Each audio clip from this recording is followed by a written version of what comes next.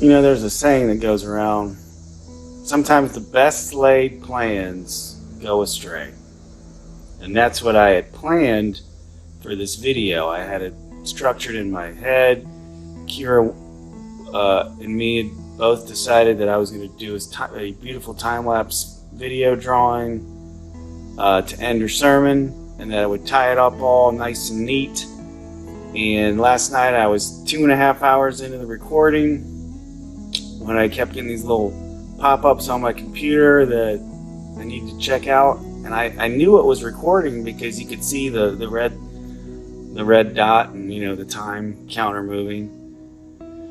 So I stopped the recording, and then just to be safe, I played it back, and this is what I had captured.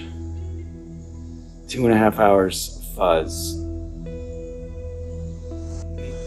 So needless to say, I was a little upset. And if anybody knows me and they know how I am with my art, I can be a little bit moody when things don't go my way, and Kira saw the end of that as I stood up from the table, and I had to do something. So there were some sandals that were in my way, and they were my sandals. And I just kick them, like that's gonna make me feel better. And then I stormed outside, and I went to my man cave in my garage, and I just sat there and I wallowed in self-pity for about an hour and a half. In the grand scheme of things, nothing to really get upset about. It's just a drawing. And that's where God works. God works in our mistakes. God works in our failures, because sometimes there's brilliance to be found in our failures. And boy, did I learn that lesson very well last night. See, you have this idea of what you envision, especially with your life, and when it doesn't go your way, that's called adversity. That's how you deal with it. And for me, how I deal with adversity, it was a good lesson for me, because I needed to hear it, because I'm not the best dealing with adversity. I'm not. I get moody, I get upset, I get really, in my feelings.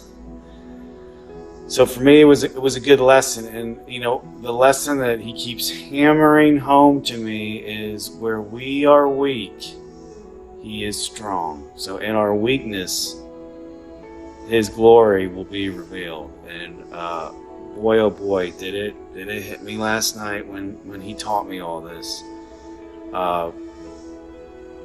So the drawing was supposed to be of this person representing us that's at the edge of this cliff, and they had to walk this long and narrow path, and you can kind of see that in the bottom left, because the path to heaven is long and narrow, and it's not an easy one. It was a rocky climb. And when you stand at the waters of life, they're not going to be always calm waters. Sometimes they're going to be, raging and stormy. But on the other side is where our redemption is, and that's where Jesus is. And so for this drawing, that's what I had envisioned, as whoever was going to narrate it, or was going to be a song or whatever, it was going to illustrate that perfectly. It would draw the sky first, and then I was going to draw the rocky outcrop with where you walk the path, and then you stand at the edge, and you see the waters between you and heaven, and you have to be bold. You have to be bold like a warrior. You don't give up. You can stand at the edge as long as you up it. Eventually, you'll get to the other side, because the battle's already been won. I mean, if you think about it, the battle's been won, people.